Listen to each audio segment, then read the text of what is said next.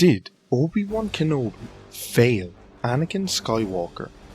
Or was Anakin's fall inevitable no matter what anyone did?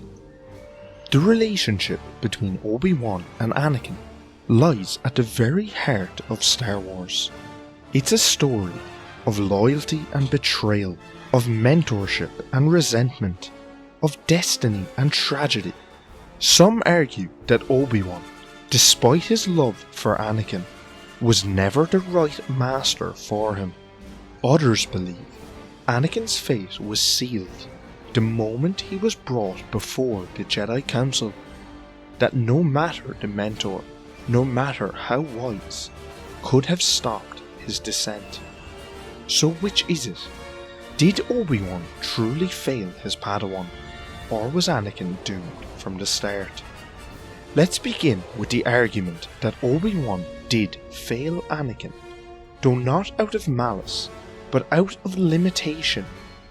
When Qui-Gon Jinn died on Naboo, his dying wish was that Obi-Wan train the boy, but Obi-Wan himself was just freshly knighted, still wrestling with his own doubts and still grieving the loss of his master. Yoda himself warned that Anakin might be too dangerous to train, but Obi-Wan, determined to honour Qui-Gon, insisted. The problem? Obi-Wan was not ready, didn't need a disciplinarian older brother. He needed a father figure, someone who could guide him with empathy, wisdom and patience. Instead, Obi-Wan often treated Anakin with a cold formality, quick discipline, and sometimes even sarcasm. In Attack of the Clones, we hear Obi-Wan chastise Anakin again and again. "You will learn your place, my young Padawan." To Anakin, this didn't feel like mentorship. It felt like being held back. Obi-Wan also turned a blind eye when intervention was most needed. He knew of Anakin's relationship with Padme, but did nothing. Perhaps his own secret attachment to Satine Kryze made him reluctant to confront Anakin's choices. But by not being fully honest with Anakin, by not telling him how he himself struggled with attachment and made his choice, Obi-Wan left Anakin isolated in his secrecy, fueling his resentment toward the Jedi's hypocrisy. And perhaps the deepest failure was that Obi-Wan never tempered Anakin's impulsive emotional nature. Masters like Plo Koon or Mace Windu had more experience and could have moulded Anakin's gifts differently.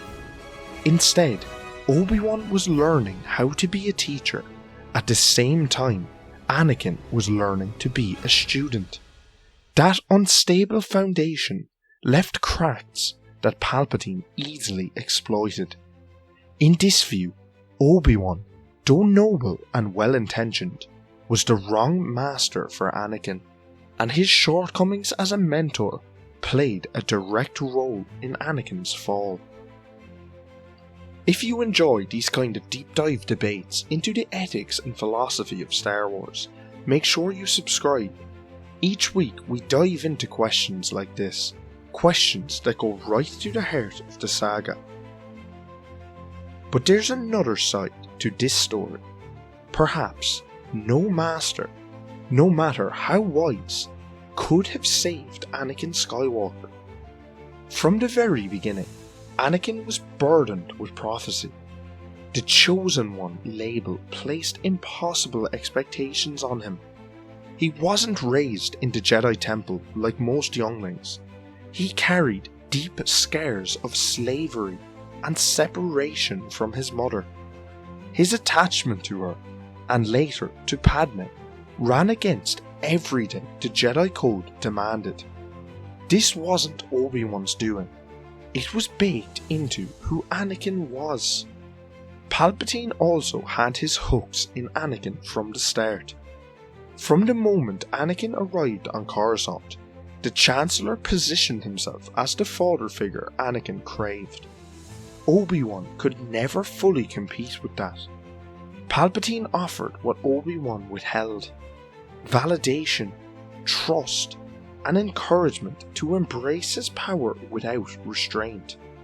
By the time of the Clone Wars, Palpatine had cultivated Anakin's trust for over a decade, whispering doubts about the Jedi and sowing seeds of discontent. And beyond mentors or manipulation, there's the Force itself. George Lucas made it clear that Anakin's story was a tragedy: the rise and fall of the Chosen One, the fear of loss, the temptation of power, the seduction of the dark side. All of it played directly into his destiny. In this reading, Obi-Wan was a player in Anakin's fall, but never the cause. Anakin's fall was inevitable. The truth lies somewhere between those extremes. Obi-Wan did fail Anakin, but not out of cruelty. He failed Anakin because he was human. He wasn't Qui-Gon, the free thinker who might have raised Anakin differently. He wasn't Yoda, whose centuries of wisdom could have provided perspective. Obi-Wan was a young knight thrust into an impossible situation, training the most powerful Force sensitive in history, a boy already scarred by fear and attachment. Obi-Wan himself admits to Anakin in Revenge of the Sith, "I have failed you, Anakin. I have failed you." This wasn't just a tactical failure, it was emotional. Obi-Wan loved Anakin like a brother, but he never gave him the unconditional guidance a father figure might have. Yet at the same time, Anakin made his own choices. The darkness in him, the need for control, the fear of loss was always there. Obi-Wan could delay it, maybe even soften it, but he couldn't erase it. Anakin's fall was part Obi-Wan's shortcomings, part Anakin's destiny, and part Palpatine's manipulation. For me, Obi-Wan did fail Anakin, but not intentionally, and not alone. Anakin needed a father, not a brother. And while Obi-Wan was noble, brave, and compassionate, his relationship with Anakin was more toxic older brother than wise mentor. Instead of lifting him up, Obi-Wan often tried to hold him back. Instead of guiding him openly, he kept secrets. Instead of addressing Anakin's attachments, he ignored them, even when honesty might have saved him. But this doesn't mean Anakin's fate rested solely in Obi-Wan's hands. The Jedi Council also failed by assigning Obi-Wan such a monumental responsibility at such a young age. And Anakin himself made choices that sealed his own fate.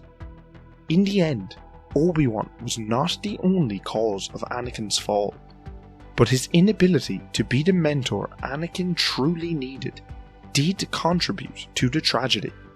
Obi-Wan didn't betray Anakin, but he did, in his own way, fail him. So what do you think? Was Anakin doomed no matter what?